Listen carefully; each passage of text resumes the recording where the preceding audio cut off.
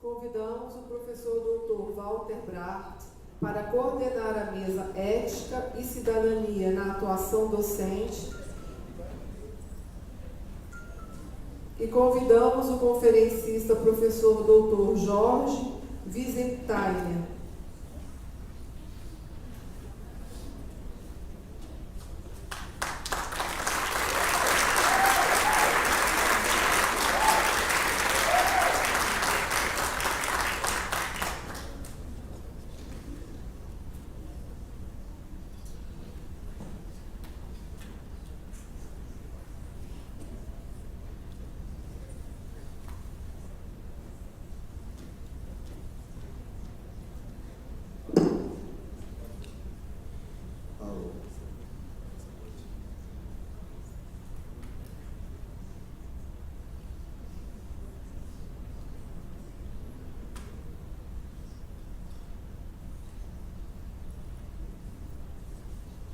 Então, bom dia. Bom dia. Em primeiro lugar, agradecer o convite por estar aqui.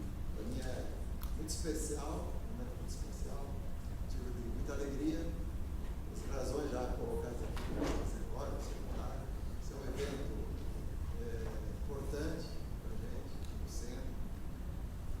Que é grande estar aqui, poder rever muitos colegas e amigos. Bem, então, nós vamos dar início à atividade acadêmica do nosso congresso. Hoje, uma palestra a cargo do professor Jorge Wiesenthal.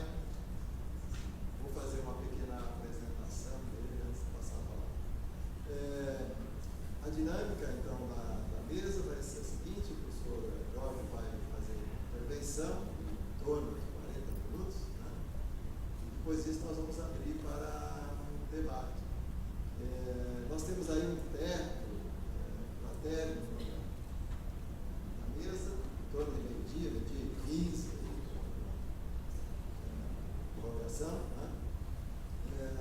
E esse debate vai acontecer a partir de perguntas que vocês podem fazer tanto no microfone como podem também encaminhar por escrito.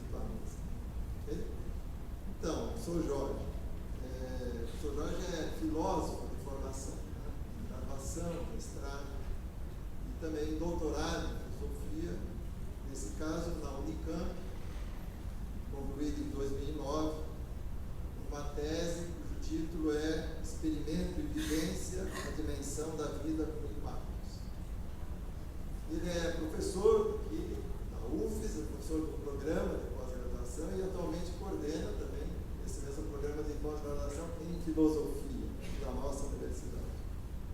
Fez um estágio de pós-doutorado na Holanda e tem como linha de pesquisa a filosofia contemporânea, tem muitos artigos publicados, particularmente sobre o pensamento do Nietzsche. Se você olhar o currículo do professor, tem muito trabalho sobre esse pensador. Né? E também pesquisa literatura estrangeira moderna, especialmente a russa e a alemã. Você usou uma certa curiosidade depois de conversar agora sobre isso. Né? Então, esse é o professor Jorge. Desculpa, eu omiti uma informação talvez mais importante da biografia do professor Jorge. Ele é paranaense, assim como eu, que estamos bem acompanhados. Okay? Então, professor Jorge, o tema já foi anunciado, né? Ética, cidadania e a ação docente e prática. Por favor. Pessoal, bom dia a todos. Eu inicialmente quero de coração agradecer as palavras gentis do professor Walter. O negócio de ser paranaense é por conta e risco dele, sobretudo estar em boa companhia. De qualquer modo, agradeço as palavras gentis. Quero agradecer em especial aos vocês todos aqui, aos professores e aos organizadores centrais desse 14º CODESEF, em especial o professor Otávio Tavares e o professor Paulo Loureiro.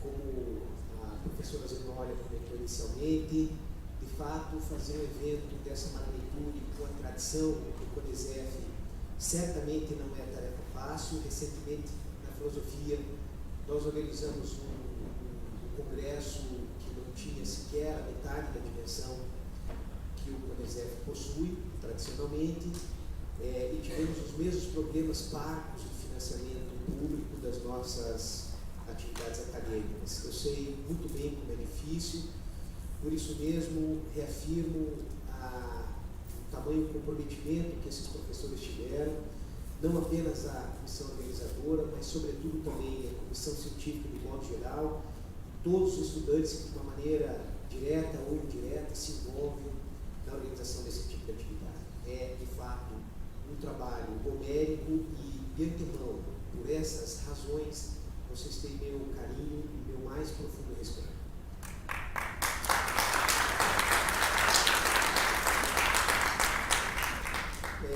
Eu não posso me furtar, por uma questão de honestidade intelectual,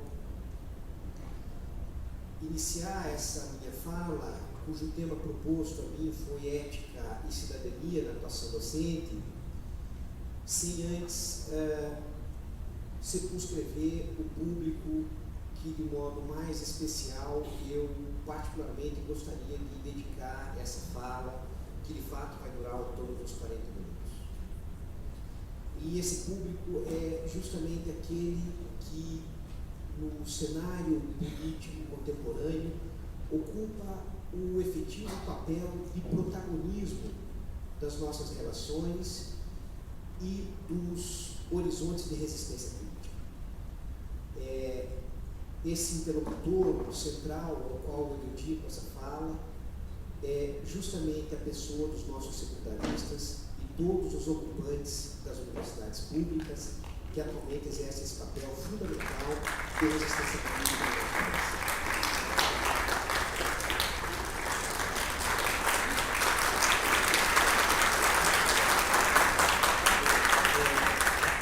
Eu dedico, de modo especial, aos estudantes secundaristas e aos ocupantes universitários de modo geral, desse centro, todos os centros aqui dessa universidade, todas as universidades. Por isso mesmo, antes de ser essa fala uma conferência, essa fala é, sobretudo, aquilo que nós, professores, mais sabemos fazer, que é exatamente dar uma aula.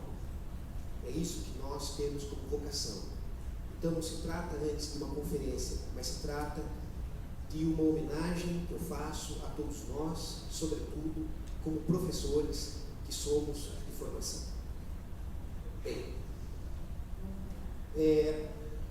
feito esse prelúdio, eu gostaria de circunscrever um pouco a problemática que eu vou tratar hoje com vocês aqui. Essa problemática se coloca em dois horizontes teóricos caríssimos à tradição filosófica, que é justamente o conceito de ética e o conceito de cidadania. Ambos os conceitos, cortemos logo de início, não estão de modo algum separados, embora didaticamente unidos por uma cópula E no título dessa aula. Ética e cidadania são conceitos estreitamente relacionados e, enquanto tal, a tese suprema dessa fala que eu gostaria de propor a vocês para debater é o fato de que a construção da cidadania é, simultaneamente, uma construção ética. Nós não conseguimos construirmos a nós mesmos como efetivos cidadãos engajados se não construirmos também, simultaneamente, já pelas suas premissas iniciais, portanto, por uma questão principialista, um próprio horizonte ético, portanto, uma própria construção ética e moral. E que, obviamente, por conjugar horizontes como ética e cidadania, não deixam de trazer à baila a discussão também os horizontes políticos de engajamento. A tese, ou o conceito mais importante que eu vou debater com vocês é um conceito da filosofia antiga. Apesar de estudar filosofia alemã, vou trazer um dos conceitos mais básicos da filosofia antiga para isso, que é justamente o conceito formulado pelo Aristóteles chamado frônesis ou sabedoria prática. Algumas traduções também trazem a ideia de frônesis como discernimento. Eu vou chamar aqui frônesis por sabedoria prática. Sabedoria prática é um conceito muito peculiar do Aristóteles, que em termos gerais implica em conseguirmos avaliar os corretos meios para se atingir fins excelentes. Esses corretos meios, no entanto, nunca são formulados de antemão e nós nunca sabemos quais são esses meios ou que caminhos efetivamente trilhar para se atingir determinados fins. De qualquer modo, a equação que se estabelece no conceito de frônesis, ou conceito de sabedoria prática, é justamente a equação que estabelece a ligação entre meios e fins, notadamente a correta avaliação dos meios para determinados fins. Isso vai me forçar a conjugar dois conceitos, a ideia de sabedoria prática.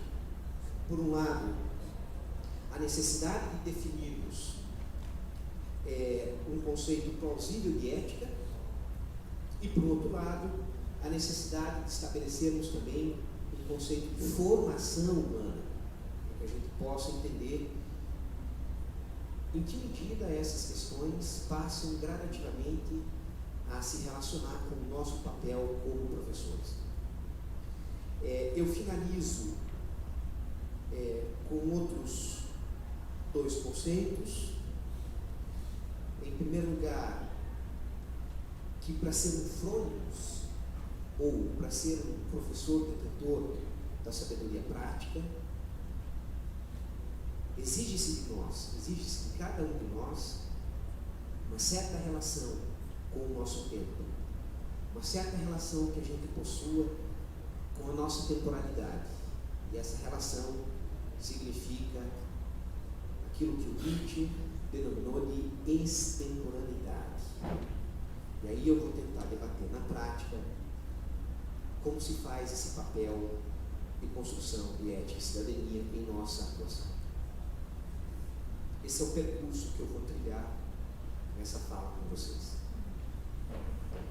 Certamente algumas coisas vão passar meio batidas e eu gostaria muito, e seria uma grande alegria, debatermos isso, ou essas questões que se originam dessas hipóteses cardeais, posteriormente na nossa discussão, no nosso debate.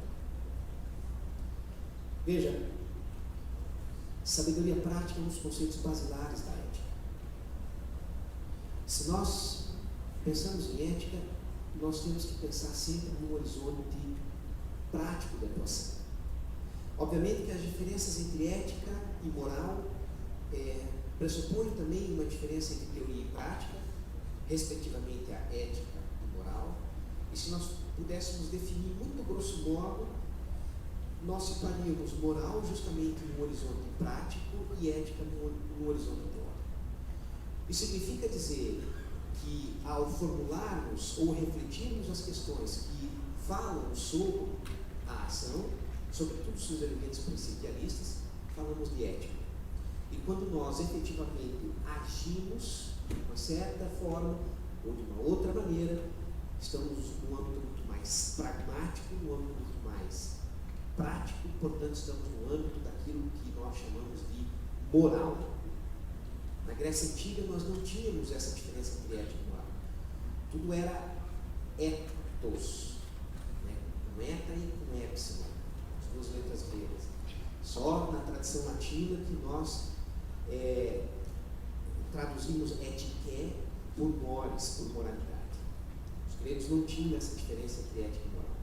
Tinham etiqué, ética com epsilon e ética com eta. Bom, em termos gerais, nós estamos, portanto, no âmbito teórico e no âmbito prático. Isso significa dizer que, quando nós falamos em sabedoria prática, nós já estamos no âmbito teórico, portanto, no âmbito de reflexão sobre as condições da ação. Por isso, sabedoria prática, antes mesmo de sabermos agir de uma determinada maneira, implica, sobretudo, pensar também e simultaneamente as condições dessa ação. Isso significa dizer que elas não estão separadas, elas são uma espécie de ciclo vicioso. O Aristóteles parte de uma concepção muito pragmática, a saber, nós já sempre estamos em uma determinada situação, nós já sempre agimos de uma determinada maneira num determinado local. Portanto, ao mesmo tempo em que nós agimos, nós temos a obrigação também e o dever de pensarmos as condições dessa ação. Se a excelência moral, veja bem, se a excelência moral implica em dizer que nós temos uma finalidade na ação, essa finalidade é exatamente o exercício do nosso melhor. Observe que quando nós falamos em ética e moral, não tem absolutamente nada a ver com deontologia. Ninguém fala aqui como é que nós temos que agir efetivamente. Nós tratamos no âmbito principialista. Isso significa que se nós falamos em ação, nós falamos no exercício do melhor. O exercício do melhor, na filosofia antiga, na filosofia clássica, significa o exercício do melhor relativamente a nós. Nunca universal, nunca a exigência da mesma ação sob as mesmas condições, da mesma ação para todas as pessoas. O exercício do melhor, portanto, o exercício da excelência moral é sempre um exercício da excelência moral relativamente a nós. Virtuoso, arete, como os gregos chamavam, virtuoso é aquele que cumpre ou que realiza o seu exercício do melhor relativamente a nós próprios. Para darmos um exemplo, talvez didático, nós diríamos o seguinte: tem duas pessoas que nadam e uma delas nada 2.000 metros em uma hora. E a outra, que está há um mês iniciando a natação, nada 600 metros. Portanto, um nada 2.000 metros e o outro nada 600 metros. A pergunta que se faz seria: quem é o mais virtuoso nesse caso? Em tese, sobretudo aqueles partidários de uma pseudo-meritocracia vão falar: o de 2.000 metros, quem nada 2.000 metros, nada melhor. Nós, filósofos e professores, temos que conseguir deslocar esse pensamento. E nós temos que dizer: ambos são virtuosos na medida em que executam o seu exercício do melhor. O exercício do melhor é aquele que, sob aquelas condições, eu consigo exercer a excelência da minha ação. Nem mais, nem menos, mas excelente. Aquilo que o Aristóteles chamou de mediania. Uma espécie de equilíbrio entre esses dois extremos. Isso é excelência. Aquele que nada 600 metros é tão excelente, é tão virtuoso quanto aquele que nada 2.000 metros. Pelo menos assim deve ser a nós, professores. Isso tem implicações práticas na nossa atuação direta como professores. Nem todo aluno tem de atingir certos níveis qualitativos que nós supostamente de antemão pensamos. Desde a filosofia antiga, isso nunca existiu como tese deontológica: todo mundo vai ter que agir dessa maneira. Isso é falso. Quem coopta esse discurso é exatamente os espaços que sequestram previamente esses lugares de onde brotam esses supostos mecanismos de excelência para exigir, do ponto de vista do dever, a ação igual para todo mundo. Isso é falso. A filosofia nunca encampou, desde a sua origem, um discurso dessa maneira. Se assim o é falacioso. Se por um lado a excelência é sempre a excelência do exercício do melhor relativamente a nós, a sabedoria prática é a sabedoria que diz quais são os corretos meios para que eu atinja a minha excelência. Qual é o caminho que eu vou estabelecer? Como eu construo as condições para atuar de modo excelente, atuar atuar de modo virtuoso, a saber, quais são os caminhos que eu percorro para que eu possa exercer a minha atuação de forma excelente relativamente a mim e as minhas condições. O Frônimos, o professor da sabedoria prática, é aquele que pensa essas condições e, em hipótese alguma, pavimenta uma única direção, em hipótese alguma, pavimenta algum tipo de cartilha catequética, se nós fôssemos falar assim, que, em hipótese alguma, constrói uma maneira unívoca de atingir essa excelência. De antemão, desde a Grécia Antiga, portanto, as condições plurais de exercício da virtude, as condições múltiplas de exercício da excelência de cada um estavam, do ponto de vista principialista, portanto teórico, já dado sobre a mesa.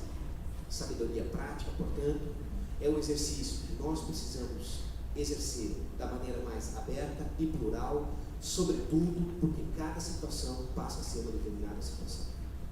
Eu vou deixar uma questão em aberta e problemática sobre essa definição, sobretudo para lidar na última parte da minha conversa com vocês, que é um embate entre relativismo e determinismo. Frônimos, portanto, ou a sabedoria prática, o Frônimos é a pessoa. Quando eu falo Frônimos, é a pessoa detentora da sabedoria prática. O Frônimos, nesse caso, é aquele que não apenas consegue pensar as condições para se atingir a excelência moral. É aquele, no entanto, que é capaz de, simultaneamente, cumprir com excelência a norma, mas é capaz também de estar acima dela. E isso é fundamental para que a gente possa trazer discussão. Isso implica dizer que não se trata apenas da construção ética e cidadania da nossa atuação, não significa apenas sabermos cumprir corretamente certas regras às quais nós nos propomos, ou às quais nós convivemos. Significa, sim, estarmos capazes de cumpri-las, mas simultaneamente acima delas. Isso significa, prestem atenção nisso, criar o privilégio da independência de estar acima da própria moral. O privilégio da independência, o privilégio da autonomia implica em, sim, eu conseguir sublevar a norma, mas só porque eu efetivamente consigo cumprir as condições que me são dadas. Do contrário, é resistência sem causa. Quando nós construímos as condições plenas de cidadania, nós construímos, sim, por um lado, os mecanismos dos quais eu digo e implico que sou plenamente capaz de construir essas condições ou de cumprir do ponto de vista normativo, as condições nas quais eu estou inserido, mas consigo estar acima delas. Mas eu só consigo estar acima delas porque eu demonstro efetivamente que sou capaz de cumpri-las. O privilégio, portanto, da sublevação e, portanto, o privilégio daquele que é capaz de estar acima da normatividade só é dado àquele que, sobremaneira, é capaz de cumprir essas mesmas condições. Ele se retroalimenta um pouco. O Frônimos não apenas é aquele que pensa as condições ou os corretos meios para a excelência moral, para o exercício do nosso melhor, seja como professores, seja como atletas, seja como políticos, seja o que você pensar. Mas é sempre o seu exercício do melhor.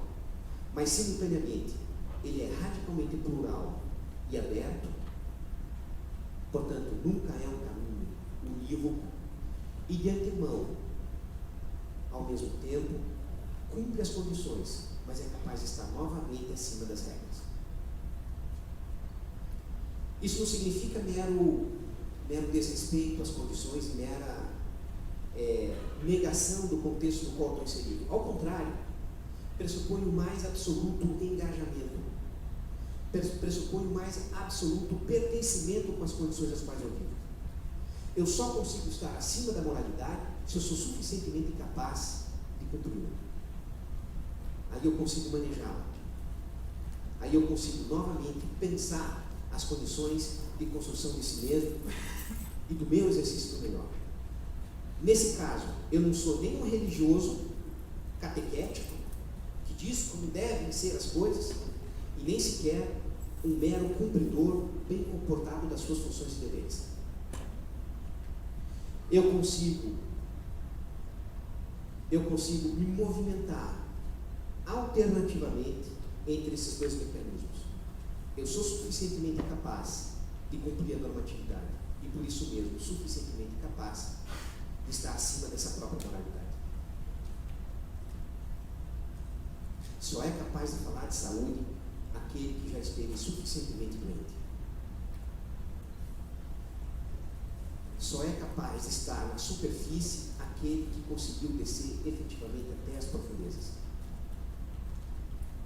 Só é capaz de reivindicar o privilégio da independência e da autonomia aquele que sabe efetivamente o que é cativeiro, mas que não se apaixonou por nenhum desses cativeiros, mas que não se apaixonou por nenhuma dessas profundidades. Por isso mesmo, consegue pairar novamente acima da moral. O Fronimus tem esse papel. Perceba que esse papel não se ensina. Esse papel é um construto. Por isso a minha tese inicial. A construção de uma cidadania é, simultaneamente, a construção de si como pessoas éticas. Elas estão estreitamente relacionadas. Bom, isso exige de mim, nesse momento, uma definição de ética. Isso exige uma definição que vocês me perguntem, mas o que, afinal de contas, você está chamando de ética? E eu costumo definir ética da seguinte maneira. Ética é uma reflexão sobre as condições que dão sentido à ação humana e pertencimento como ser humano no mundo. As duas palavras-chave dessa definição são sentido e pertencimento. Isso é ética. O que você faz com isso não é problema meu. E não é problema de ninguém. O que nós fazemos com essa definição é exatamente o exercício da construção de si. Por um lado, ética como uma reflexão que dá sentido à ação humana. Veja, tudo aquilo que fazemos, de alguma maneira, tem de ser capaz de construir sentido. Nós somos os mais genuínos doadores de sentido a si mesmo, aos outros e ao mundo. A não ser que você pressuponha um determinismo absolutamente acabado ou uma concepção radicalmente teológica da existência, cuja função ética você é simplesmente executar nesse mundo um projeto que está previamente pensado, e aí nós estaríamos em lados abismais, nesse caso, que essa é uma reflexão que não pressupõe o acabamento definitivo das coisas, nem sequer um projeto que foi previamente pensado para mim. Essa definição pressupõe, ao contrário, compreender o ser humano como um genuíno doador de sentido.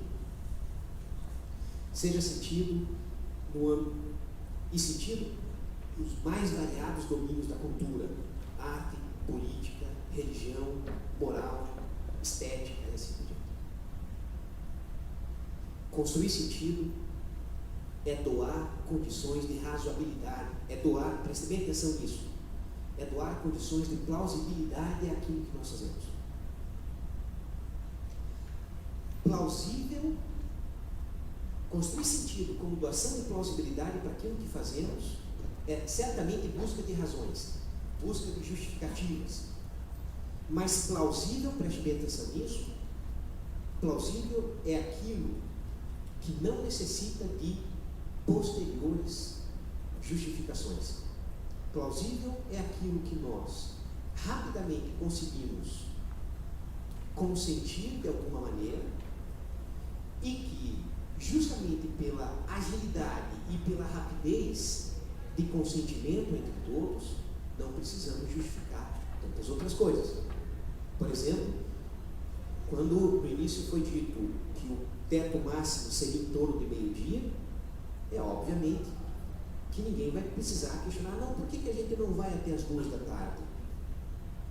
Não é plausível isso. É plausível porque a gente, veja, você não precisa explicar que todos vão estar cansados, depois de 30, 40 minutos nós perdemos a atenção do nosso interlocutor, que não existem tantas perguntas que precisam ser esgotadas numa única aula. Isso tudo, isso é plausível justamente porque nós rapidamente conseguimos consentir, sem precisar justificar posteriormente com fundamentações obstinadas e plenas de legitimação teórica, mas que justamente por isso confere sentido ao que nós estamos fazendo. Isso aqui na filosofia chama de objetividade deflacionada. Plausível é aquilo no qual nós rapidamente conseguimos consentir sem efetiva e posterior justificação. No entanto, aquilo que é plausível é simultaneamente também doador de sentido. Quando foi dado aqui no exemplo, no início dessa fala, que o teto máximo, quando foi falado do teto máximo da nossa atividade acadêmica, ninguém protestou. É razoável, tem sentido, e legitima de alguma maneira, sem precisar de nenhum recurso catequético ou de nenhum recurso fascista, legalista, de legitimação das nossas atividades. Nós podemos, deslocados de todo exercício compulsivo da violência, construir um sentido para isso que fazemos, quando, de forma plausível, estabelecemos um teto, por exemplo, para as nossas atividades. Ética é sim, portanto, em primeiro lugar, as condições que dão sentido à ação. E se o exemplo for prosaico aqui, no sentido do teto das nossas atividades, você estende essa definição para o que você quiser. No nosso debate, levante a questão que você quiser e nós vamos conseguir, da mesma maneira, construir as condições dessa primeira parte de uma definição de ética, que é as condições de construção de sentido. A segunda parte dessa definição de ética que eu proponho, estreitamente relacionado ao conceito de sabedoria prática do Aristóteles, é a ideia de pertencimento. Lembre-se, ética é a reflexão das condições de sentido, ação humana e pertencimento como ser humano no mundo. Nós só conseguimos ser frônimos, eu lembro a vocês, se nós conseguirmos estar acima, nós só conseguimos ser professores da sabedoria prática se estivermos acima novamente da moralidade. Mas isso pressupõe o mais absoluto engajamento com essa mesma moralidade. Eu só consigo autonomia e estar acima e sublevar a própria norma se eu sou suficientemente capaz de cumprir essa própria norma. Veja, está aí o motivo da segunda parte da definição de ética. Ética, além do sentido da ação, tem que conseguir ser capaz de construir pertencimento como ser humano no mundo. Aquilo ao qual nós não pertencemos, nós não vemos sentido. Aquilo ao qual nós não pertencemos, eu quero. Aquilo ao qual nós não pertencemos, eu avacalho. Construir uma relação de pertencimento é também construir uma relação de sentido. Eu acho muito curioso quando, de uma maneira talvez irrefletida, para não usar um outro adjetivo, nós falamos, veja, quando nós falamos, né, dos reportagens que a gente lê, diz assim, veja, os alunos do Japão limpam o próprio banheiro. Isso sim é certo. Desculpe-me. Isso significa exatamente construção de pertencimento. Nós precisamos construir relação de pertencimento. Pegue alguém Pega uma criança, pega um adolescente, diga a ele que esse lugar não pertence a ele. Que quando ele entra no shopping, por exemplo, os seguranças comecem a ir atrás ou inclusive impeçam que eles entrem ali. Em Curitiba, vocês sabem, a capital mais fascista do país. Eu sou curitibano e faço minha culpa nesse sentido sem problema nenhum. Curitiba, a capital mais fascista do país, impede em vários shoppings que adolescentes entrem em grupo naquele recinto. Impeça que uma criança entre naquele lugar. Retire as condições de alguém de pertencimento a um determinado local. Diga a essa criança e esse adolescente que ele não pode estudar aqui, ou que ele não pode ter, prosaicamente falando, um celular. Não tenha dúvidas, ele vai se voltar contra você. E por quê? Porque está retirado justamente uma condição nuclear das condições de cidadania, a saber, a construção que nós estabelecemos do pertencimento. Pertencimento não é só um lugar, pertencimento é uma instituição, pertencimento é uma causa política. Agora há pouco eu conversava antes do início das atividades e dizia o seguinte: quando no país afora os governos entram com ação pedindo reintegração de posse às escolas ocupadas e às universidades ocupadas. Veja, isso não pode nos passar batido. Isso de modo algum pode nos passar batido. Isso não é reintegração de posse, porque isso que está acontecendo não é um crime. Ninguém invadiu. Em primeiro lugar, esse é um espaço público. Isso não é uma invasão. E ninguém está aqui impedindo de modo algum, a qualquer momento, que você realize suas atividades. Pedir reintegração de posse é criminalizar o movimento. Cidadania é nós, como professores, irmos a essas escolas e dizermos assim: veja, nós precisamos pertencer a esse movimento, não cumprir especificamente uma determinada causa. Pertencer significa, você não está cometendo um crime. E nós irmos a essa escola e explicar que isso é exercício de cidadania, ao mesmo tempo que você constrói a si próprio eticamente. Reintegração de posse é tentativa de criminalização. A nossa função, como professores, como frônicos, é construirmos as condições do contra-argumento. E, em primeiro lugar, dizer a cada um deles: não, você pertence a isso. E explicar qual é o sentido desse pertencimento. Pertencer a isso significa um espaço público que tem uma excelência maior a qual nós buscamos. Uma excelência de ensino, uma excelência de formação de cidadão. Certamente. E os meios para isso devem ser, sim, formas de ocupação, que de modo algum é invasão, como quer criminalizar a mídia que permanece em silêncio, mas quando fala no sentido da criminalização. Essa é a nossa função como frônicos. Essa é a nossa função de desarticular esse tipo de discurso. Nós atuamos na prática. O frônicos atua na prática. Nós estamos ali, mas ele atua também no âmbito simbólico. E atuar no âmbito simbólico significa atuar no âmbito teórico discursivo. É preciso cuidar com as palavras. Quando você me pede reintegração de posse, você me chama de criminoso. Eu não sou criminoso. Se você se acha criminoso, ok. Eu não me acho criminoso ao fazer isso. Pertencimento, portanto, está estreitamente relacionado às condições da nossa atuação como frônicos, da nossa atuação como professores de sabedoria prática. Porque pertencimento significa sermos capazes da mais absoluta autonomia e independência. Mas nós só conseguimos essa autonomia e independência se nós, sobremaneira, pertencemos a esse mesmo contexto. Por isso que o frônicos, ou a esse conceito de sabedoria prática, me demanda me demanda um conceito de ética. E eu proponho esse conceito como reflexão sobre as condições que dão sentido e pertencimento, sentido à ação humana e pertencimento como ser humano no mundo.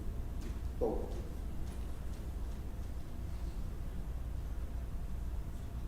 nesse momento, nós estamos em condições, de alguma maneira, em dizer que esse elemento teórico que nós construímos implica uma necessidade prática. E essa necessidade prática, para nós professores, se chama formação humana. Para nós professores, se chama construirmos adequadamente um conceito de formação. E formação aqui, eu quero dizer o sentido mais pleno também dos gregos antigos, que é o sentido de paideia, o sentido que muito próximo, que na filosofia alemã se chama pinto. A paideia, ou o sentido lato de formação, como formação humana, no rigoroso sentido de construirmos uma concepção de ser humano capaz de exprimir em si a somatória das estruturas da cultura. E aqui eu gostaria de indicar o seguinte: esse conceito de formação certamente não tem regra e não tem manual. O Frônimos não faz isso. O professor da sabedoria prática, já disse, não constrói esse manual. A nossa função é exatamente aquela função de encaminhamento. Por isso essa nossa função carrega uma função formativa por excelência. Me permitam ler uma rápida citação que eu tirei do professor Antônio Severino sobre essa importância da ideia de formação. E formação, repito, um conceito lato de formação.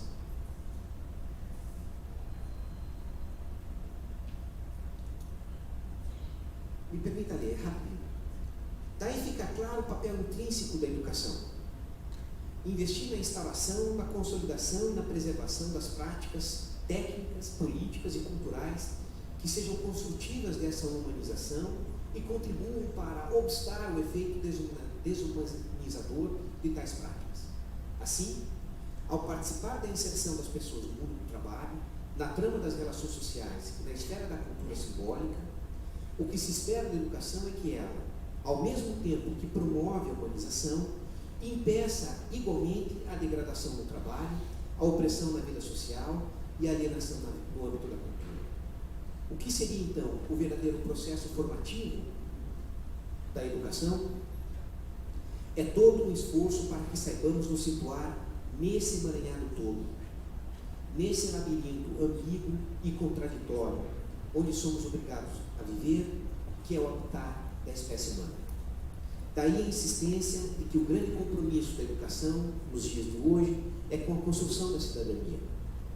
Esse conceito, tal como é visto atualmente, significa a qualidade de vida em que as pessoas, todas elas, sem exceção, viveriam de acordo com sua dignidade, usufruindo de todos os bens naturais e culturais de que precisam para viver e sendo protegidas de todas as opressões que comprometem sua dignidade. O processo, ou aquilo que nós chamamos de formação, tem a ver diretamente com o exercício de construção de cidadania.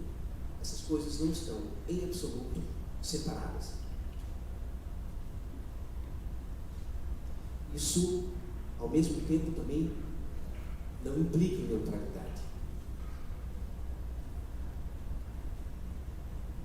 Não existe escola sem partido. Não existe escola ideológica. Isso já é ideologia. É uma contradição, aquilo que na filosofia nós chamamos de contradição performativa. Nós já sempre estamos engajados e já sempre falamos a partir de determinadas estruturas. É o que nós conversávamos outro dia da circularidade hermenêutica, ou do ponto hermenêutico. Nós já sempre estamos nessa situação. E se nós já sempre pertencemos, de alguma maneira, a uma estrutura, e assim devemos construir, a construção de sentido de pertencimento é construção de cidadania. Se assim nós pertencemos, nós já sempre estamos, do ponto de vista principialista, engajados com determinados posicionamentos. A capacidade de conseguirmos autorrefletirmos e simultaneamente nos distanciarmos de certos posicionamentos, aí é a função do professor da sabedoria prática. Aí é o exercício da excelência como frônimos. Porque isso é a função dos padres e pastores, não a nossa função como professor. Se não existe escola sem ideologia, ao mesmo tempo, se não existe escola sem ideologia, porque nós já sempre estamos pertencentes e, portanto, nós já sempre falamos de um determinado espaço do qual nós não conseguimos nos livrar, nós não conseguimos nos livrar do nosso sotaque. Eu comecei essa fala dedicando a minha aula aos estudantes secundaristas e ocupantes das universidades públicas. Eu já falo de antemão de um determinado lugar. Ser capaz, no entanto, de exercer um processo autorrefletivo ou um exercício de distanciamento crítico em relação às minhas próprias estruturas, isso sim é a capacidade do professor da sabedoria prática. Isso é exercício excelente, virtuoso da cidadania. Porque eu construo pertencimento, eu construo uma relação de engajamento com um determinado local, mas consigo novamente estar acima dele. Ao estar acima dele, eu ganho o privilégio da autonomia, eu ganho o privilégio da independência. Aí, aos poucos, nós estamos construindo um conceito de formação. E quando nós falamos em formação, nós falamos aqui em formação integral. Formação integral significa dar a cada um de nós, que nós possamos conferir a cada um dos nossos estudantes formação integral. Formação integral significa construir as mais variadas aptidões em cada um deles. Se você chega para discutir comigo, e agora eu tomo partido claramente em relação a algumas discussões que nós fazemos atualmente.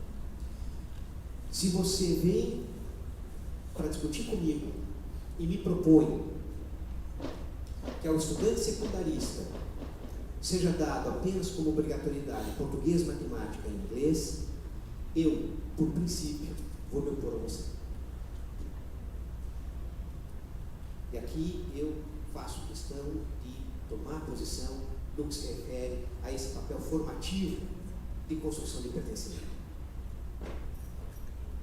Mas você pode optar depois, sim, eu posso optar por estudar ciências naturais e curso técnico para sempre depois. Isso vai de encontro àquilo que os gregos já chamavam de paideia, no seu sentido mais originário do termo.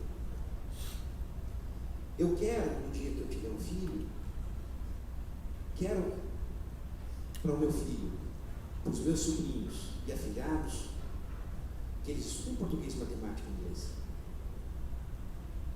mas que eles estudem história, filosofia, artes, e que possam se exercitar, e que possam pensar o corpo, e que possam pensar a relação entre saúde e doença, e que, portanto, frequentem a disciplina da educação física.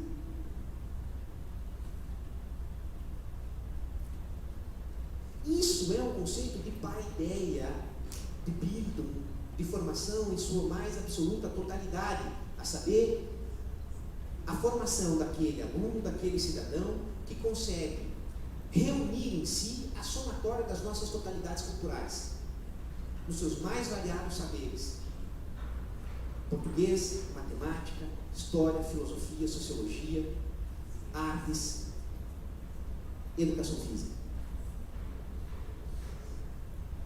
Se você me propõe uma discussão como essa, eu vou dizer a você que, por princípio, nós falamos de lugares completamente diferentes.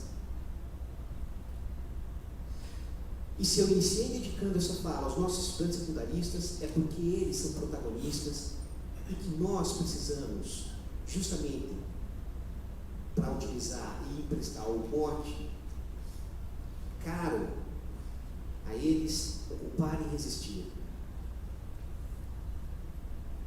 É por fim, exatamente no exercício da cidadania, como exercício de construção ética de si mesmo, ao obliterarmos o conceito de formação no rigoroso sentido de totalidade que está em jogo nesse momento.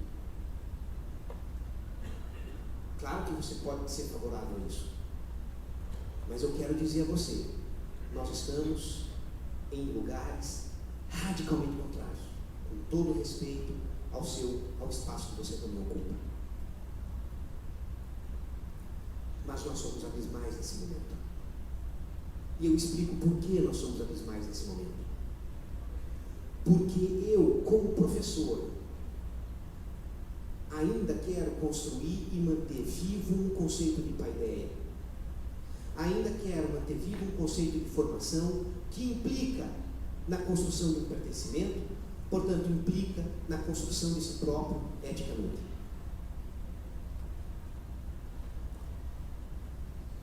Eu não quero, para os meus sobrinhos e afilhados, e os meus futuros filhos, adultos dóceis e infantis. Eu não quero. Essa é uma opção teórica que nós precisamos fazer. Eu sequer participo disso. Sim, acabei de dizer, ética é uma construção de pertencimento em relação ao mundo. Se nós nem sequer conseguimos estar cientes do debate que acontece a ponto de negarmos a função protagonista da história, nós nem sequer conseguimos construir uma relação de sentido para o que fazemos e muito menos de pertencimento a essa condição. Construção de cidadania, portanto, implica na demanda que nós fizemos em definir um conceito de ética. Tem de construir sentido, tem de construir relação de pertencimento. Eu sequer consigo pensar no que está acontecendo. Isso exprime, ou isso é um sintoma gravíssimo. É o sintoma do niilismo político. É o sintoma do niilismo mais abissal que nós conhecemos. Niilismo aqui é exatamente a desconstrução de todo sentido. Quando eu não consigo mais construir sentido às minhas condições, eu vivo num estado niilista. Se eu não consigo pertencer à condição na qual nós estamos vivendo, eu sequer consigo construir sentido a isso que eu estou fazendo. Ou eu vou ser um pastor, padre, catequético, que digo como as coisas devem ser.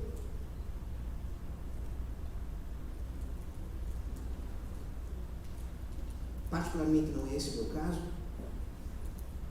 Ou eu consigo construir as construções de pertencer a esse mundo, a essas condições, está novamente acima dele, num gradual e sistemático exercício contínuo de distanciamento em relação ao meu próprio tempo.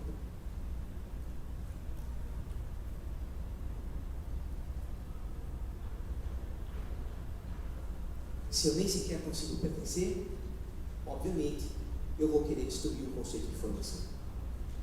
Por isso que o Frônicos, o professor detentor da sabedoria prática,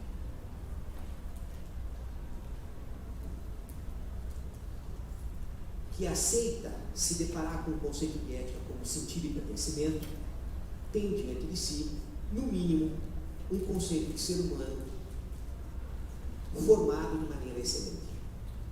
Tem que ter um conceito de paideia. Para finalizar, e irmos já para as considerações finais. Veja que, em alguns momentos, eu disse que isso pressupõe um contínuo exercício de distanciamento. Isso é o que Nietzsche chamou de extemporaneidade. conceito que implica como é a nossa relação com esse tempo, portanto. Para que eu possa construir um conceito de pertencimento, eu tenho que estabelecer uma relação com o meu próprio tempo. Como o Frônimos, como o professor da sabedoria prática, constrói essa relação com o seu tempo, com o seu próprio contexto. Eu sugiro pensarmos essa relação a partir do conceito nietzschiano de extemporaneidade. E eu defino extemporaneidade, Nietzsche nunca definiu extemporaneidade, mas eu elaboro uma discussão. Extemporaneidade é fora do tempo, né? É intempestivo, como diz o juridicamente, né? Eu, porém, defino extemporaneidade, portanto, defino a minha relação, a relação de nós mesmos como professores com o nosso tempo, na medida em que pensamos extemporaneidade, prestem atenção nisso, como distanciamento da situação na situação.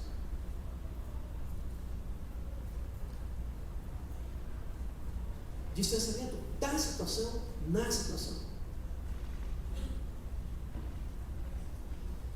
Significa que eu construo as minhas próprias condições e simultaneamente consigo dar as propostas a elas. Sem distanciamento crítico,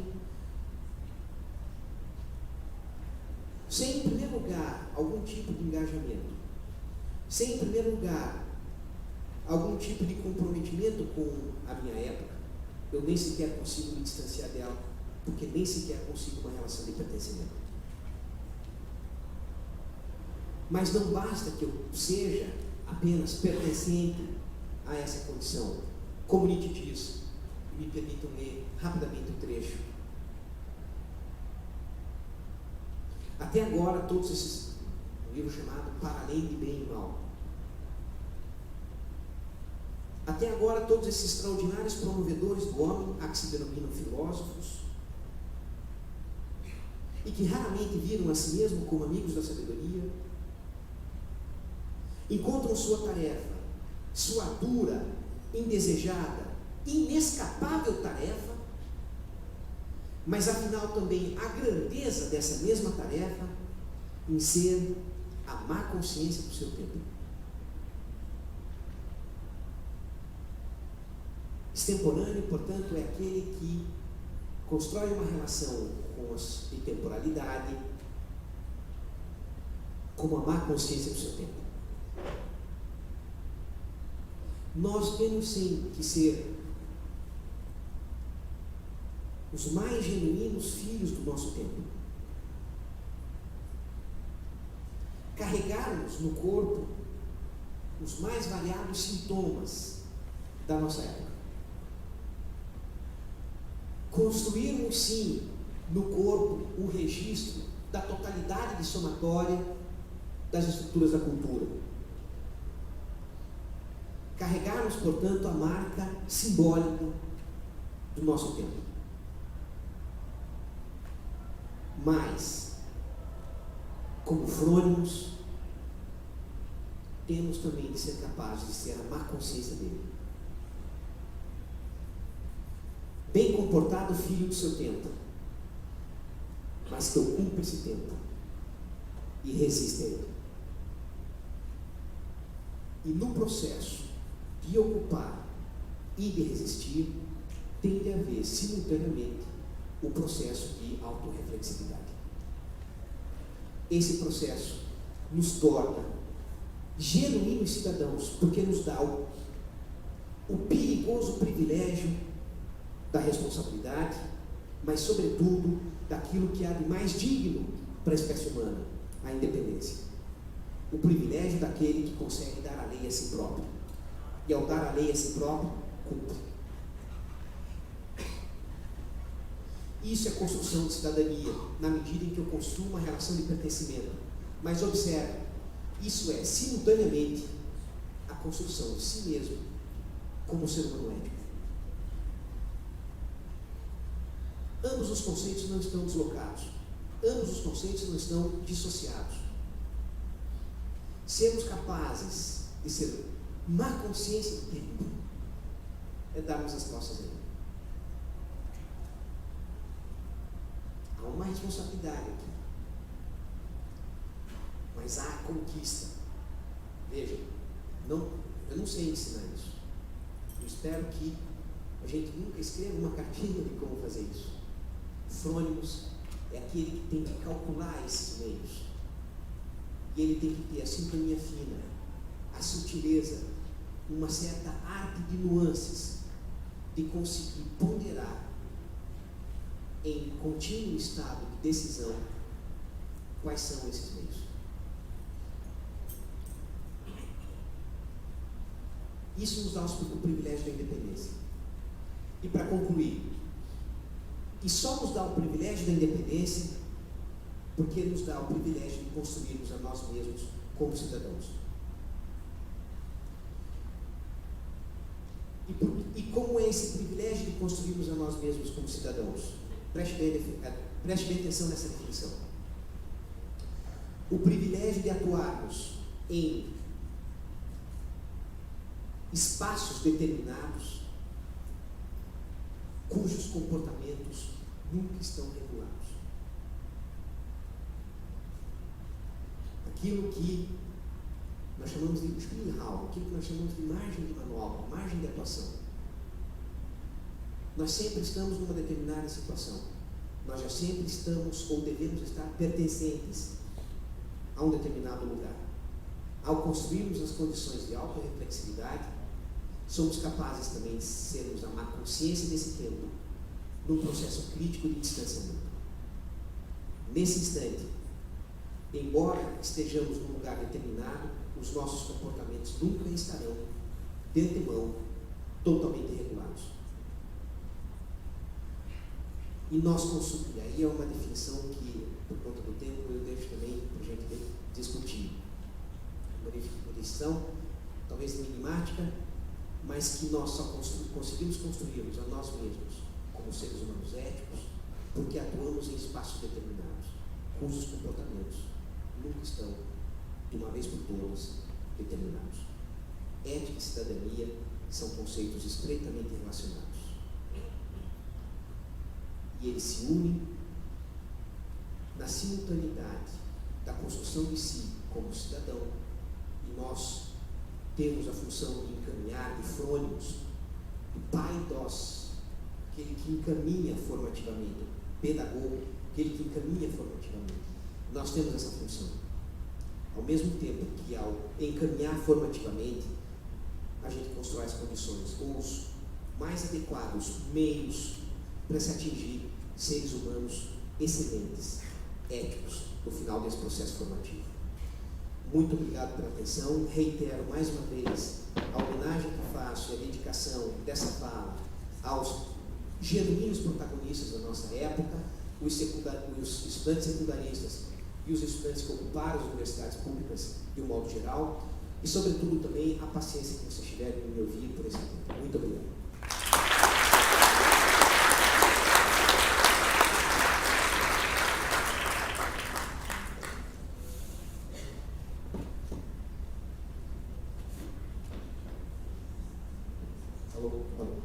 Então, muitíssimo obrigado, professor Jorge, pela sua palestra, fascinante palestra. E, seguindo o roteiro previamente estabelecido, embora não com tanta dureza, temos que ser um pouco. Temos que exercer a sabedoria prática nesses casos também. Está aberto, então, a possibilidade de fazer perguntas. Percebo um colega inscrito, passamos então diretamente a ele, professor Nelson. Tem alguém que poderia encaminhar o microfone a ele?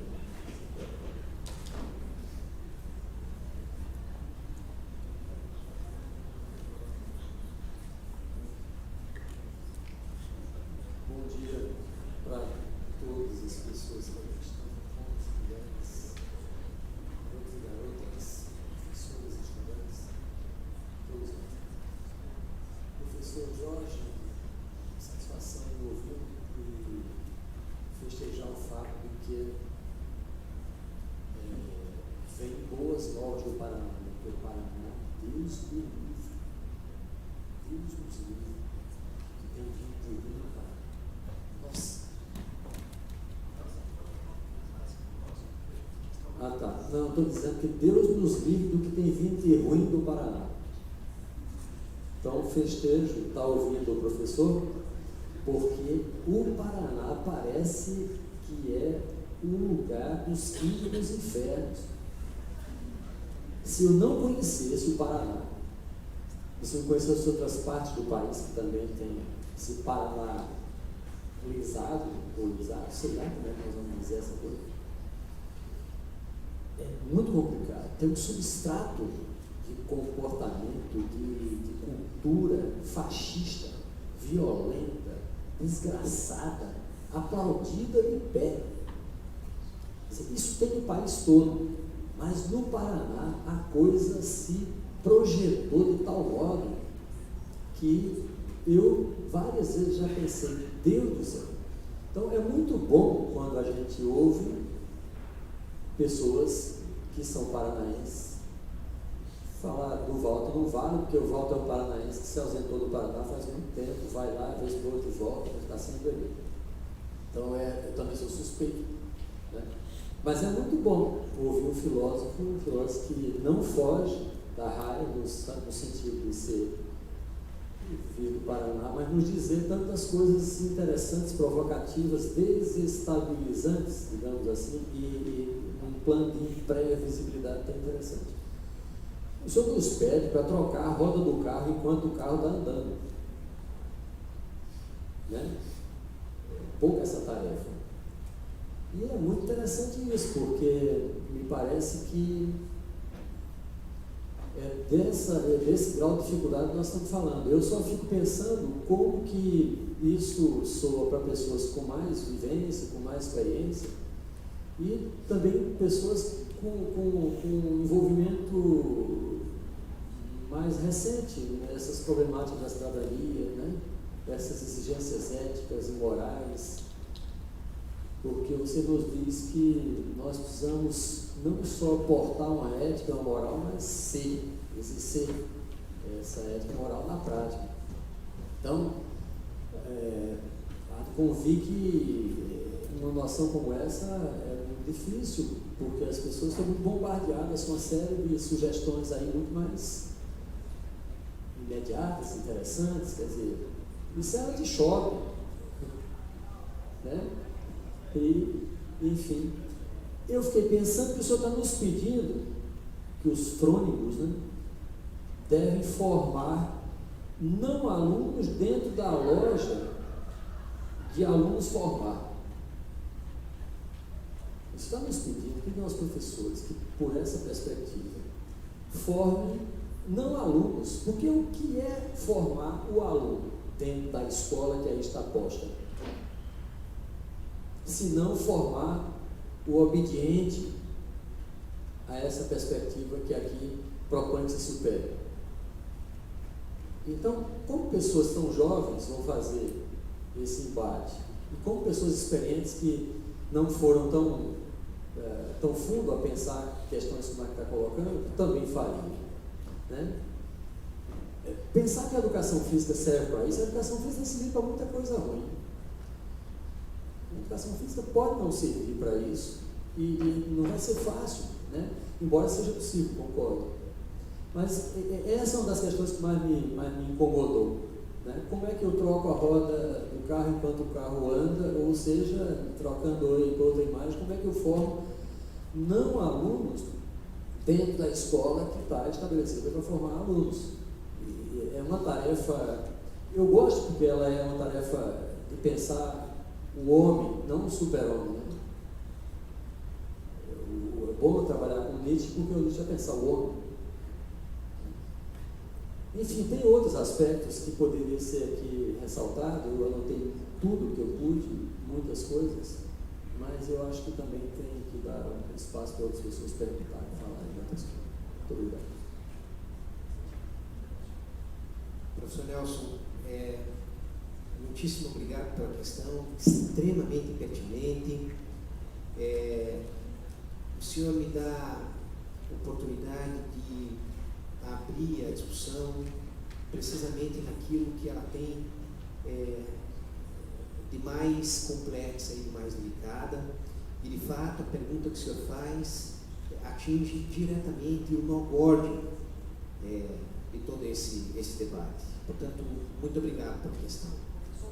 Uma palavra de sabor, apenas uma questão de sabor. Se pudesse falar um pouco mais, de esclarecer o que é niilismo, que as pessoas precisam entender. As pessoas precisam entender um pouco mais do que essa desconstrução do sentido, né? Colocou o niilismo. Esclarecer um pouco mais sobre isso, porque senão parece um conceito acadêmico difícil e transponível. Não é bem assim, muito importante, eu acho, que para esse professor que vai tocar a roda do carro enquanto o carro anda, entender o que significa, enfim, essa perspectiva que apresenta o niilismo. Muito obrigado pela questão. Dois elementos nevrálgicos aqui daquilo que a gente fala. E quando eu disse inicialmente também que as palavras do professor Walter, a propósito dos paranaenses sempre estando em boa companhia, eu honestamente também faço a meia-culpa. Provavelmente do Paraná, ao lado de São Paulo, saem as medidas mais perigosas no que se refere à ameaça às nossas cidadanias.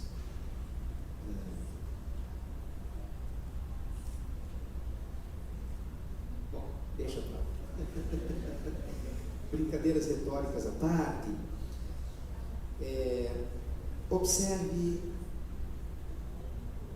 justamente construção de cidadania e construção ética é difícil.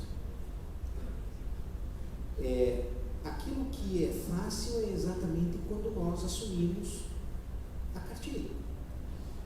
Quando nós, a atividade se torna fácil quando nós dizemos, diga, mas efetivamente, como é que a gente constrói? Como é que é isso? Essa posição do Frônimos, e aí eu tenho que concordar com o senhor, é difícil. Isso é difícil. E é difícil por vários fatores. Primeiro que ela não pressupõe o construto catequético, no sentido manualesco do termo, e ele implica também, por outro lado, a atividade obstinada e incessante da autoformação. Incessante significa, ao mesmo tempo em que as nossas ações são fluidas, os sentidos que nós construímos para elas, também têm de ser fluidas. Por isso é difícil. O exercício incessante dessa construção, para a gente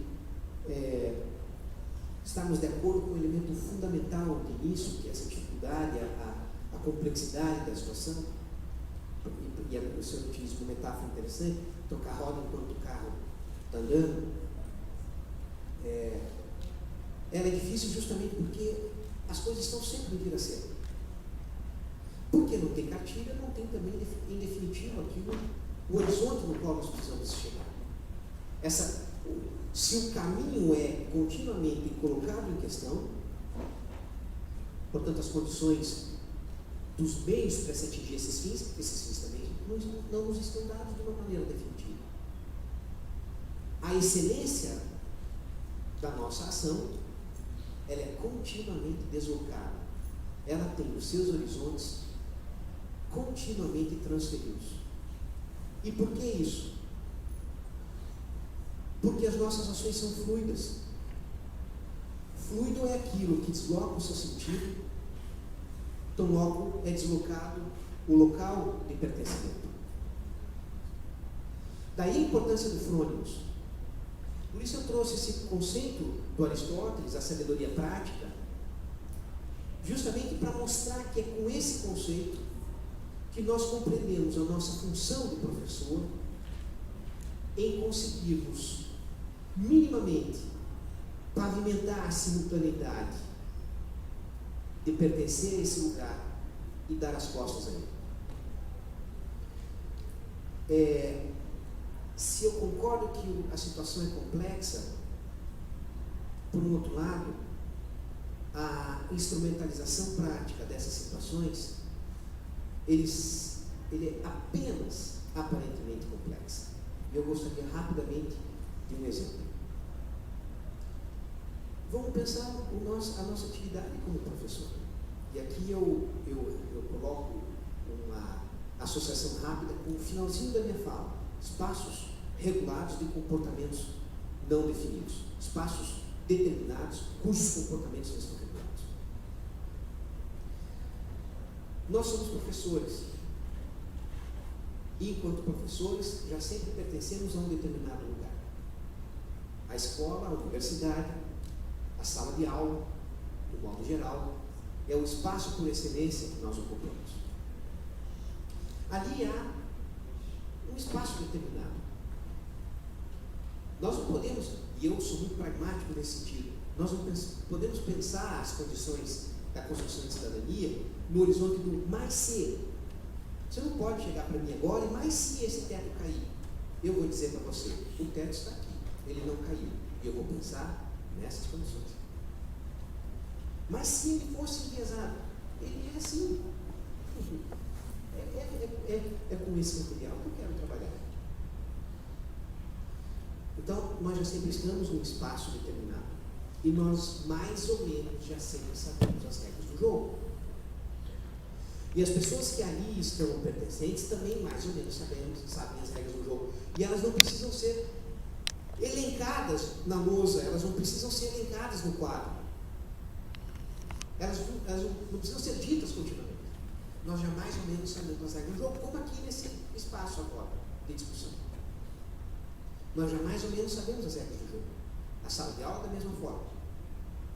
Dentre as coisas que compõem aquele espaço determinado, está, por exemplo, fazermos uma avaliação. Alunos são avaliados.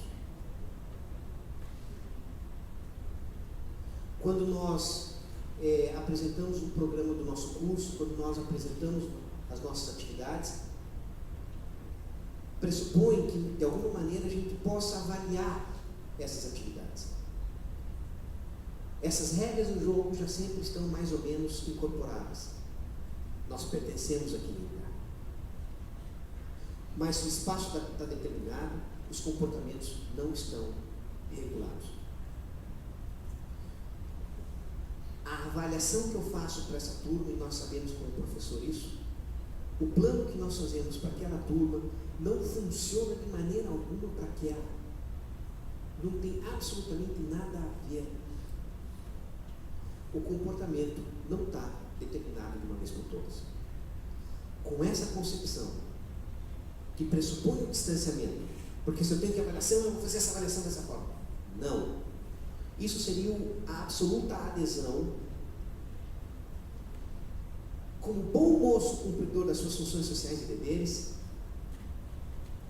da adequação à norma. Esse não é o Frônius. O Frônius, como disse, é aquele que consegue um distanciamento dessa própria situação.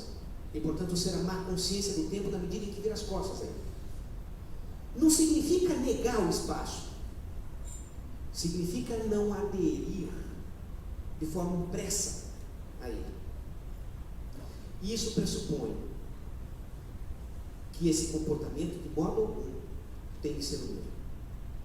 Nessa concepção, eu supero o determinismo e supero o relativismo humano. Com essa simultaneidade. Um exemplo muito prosaico, que está muito próximo da nossa atividade docente. Eu supero o determinismo, por que não? Não vale tudo. Nós estamos num determinado espaço. Nós já sempre estamos pertencentes a uma determinada localidade. Nesse momento em que eu falo com vocês, eu não posso qualquer coisa. Os espaços estão sempre determinados, porque nós atuamos sobre alguma coisa muito concreta. Então, nem tudo é relativo. E nem tudo é relativo porque os espaços são previamente determinados. Mas não são deterministas. E não são deterministas porque significa que não significa que eu preciso me ater, me imprimir como bem comportado, professor, cumpridor das suas funções sociais e deveres. Não é determinista porque eu consigo uma autorrefletividade sobre isso. Essa tarefa é difícil? É, ela não é impossível. Isso é difícil. Isso tem de ser difícil. E veja, se ela já é difícil, mais ainda nos demanda um engajamento com um maior processo de desconstrução do ensino público que a gente está assistindo. Justamente não dá esse horizonte formativo para o estudante, inclusive na formação universitária. Se já é parco, dificultoso e complexo esse movimento, renunciarmos a um conceito caro de paideia, renunciarmos a um conceito caro de totalidade, torna, a meu ver, o processo muito próximo do flerte com a impossibilidade da formação da cidadania.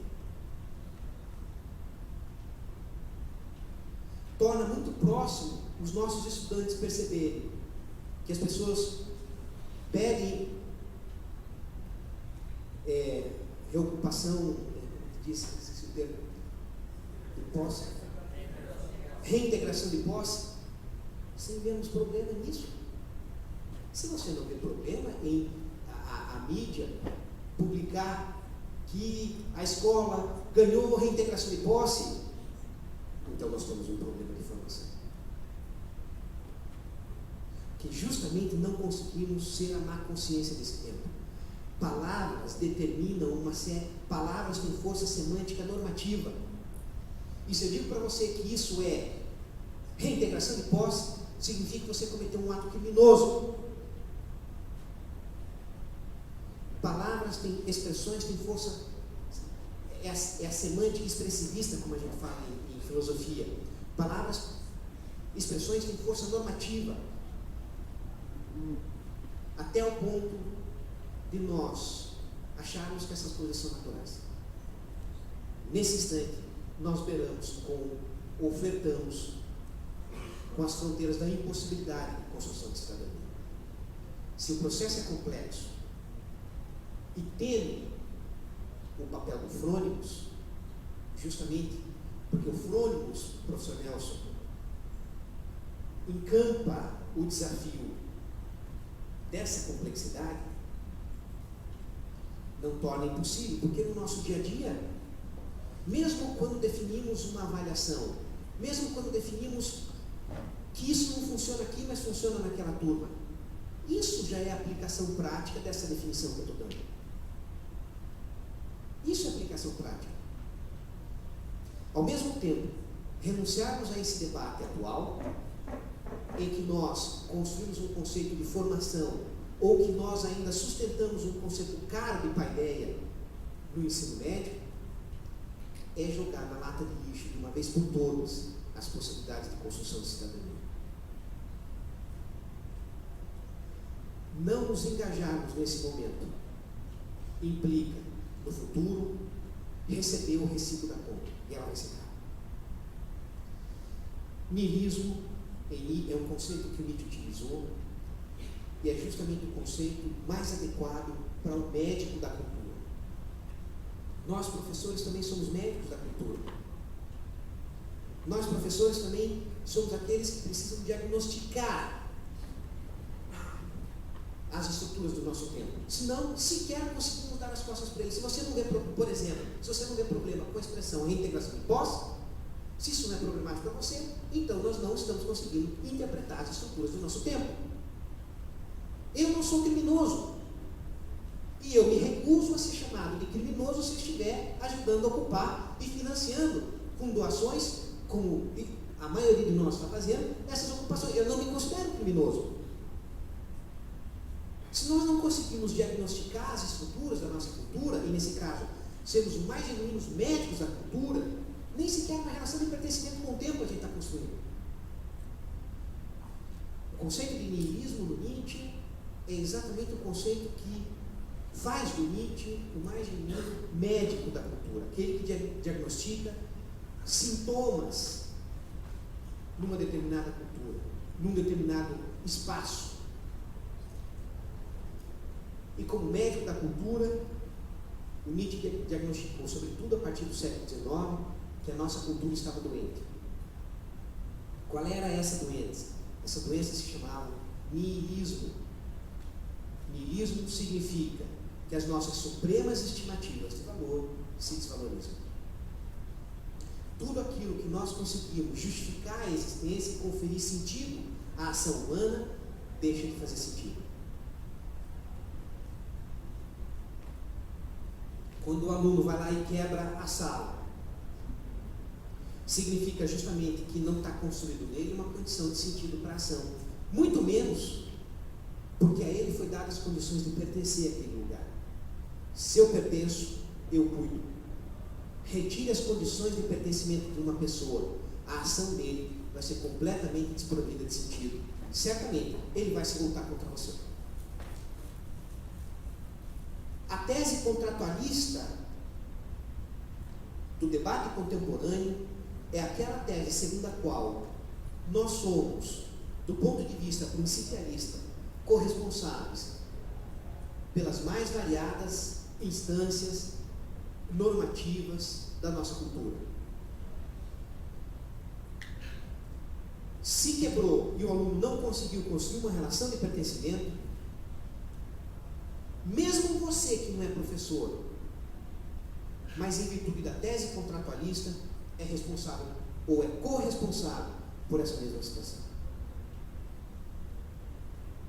O niilismo é exatamente um processo tal de distanciamento, de objetivação e despertencimento com um determinado local, que eu nem sequer mais vejo sentido da minha ação. Nesse momento, o contexto cultural que a gente vive é um contexto de desvalorização das nossas supremas estimativas de valor. O contexto que nós vivemos é um contexto de niilismo político, niilismo moral. Esse espaço é a nossa função, como frônimos, reconstruir condições de sentido e pertencimento. O niilismo é um estado a ser superado.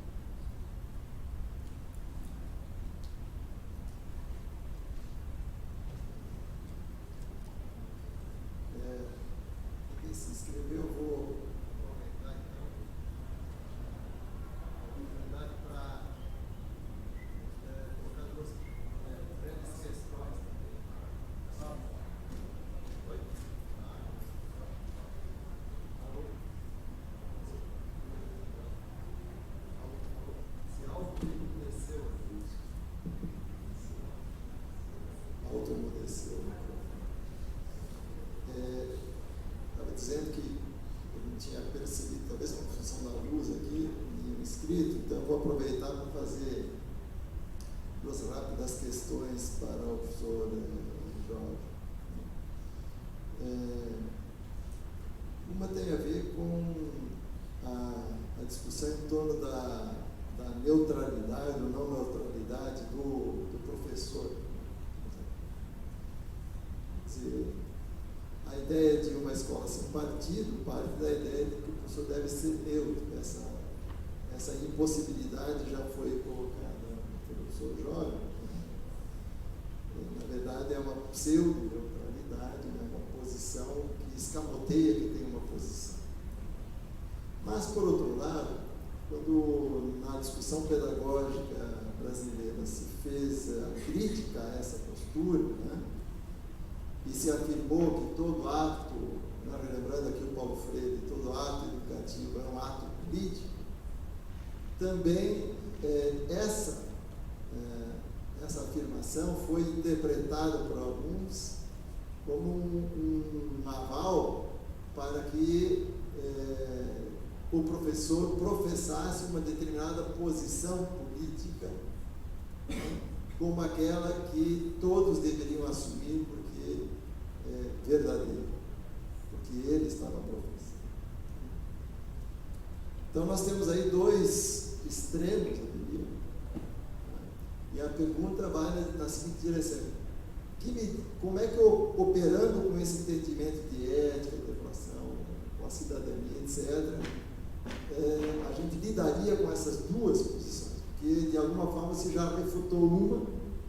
Eu queria saber agora em relação a essa outra, né, se há também aí uma concordância ou não com essa segunda coisa. Então essa é uma primeira questão.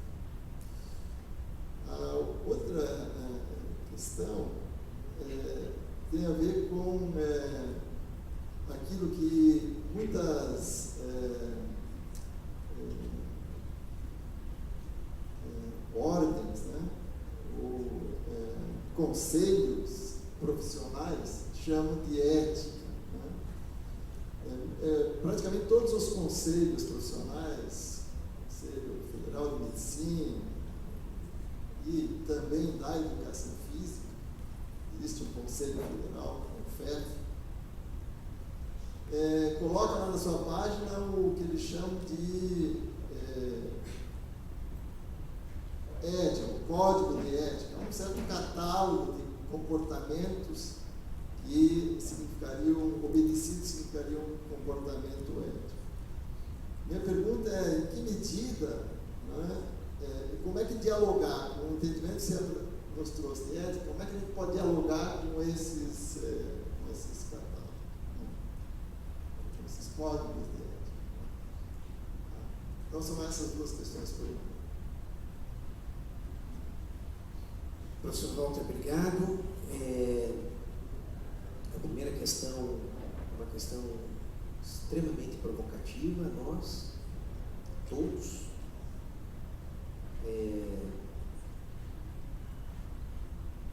E a grande questão, em termos, para reiterar, em termos principialistas, nós nunca conseguimos a absoluta neutralidade. Eu não vejo por que nós tenhamos tanta dificuldade em lidarmos com isso.